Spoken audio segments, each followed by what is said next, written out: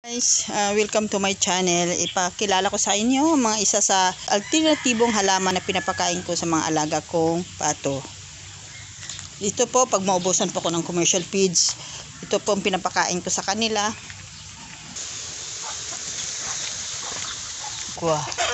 Ito po ang Madre de Agua. Ito po yung pinapakain ko sa mga alaga kong pato. Bilang snack ko po sa kanila pag naubusan po ko ng feeds.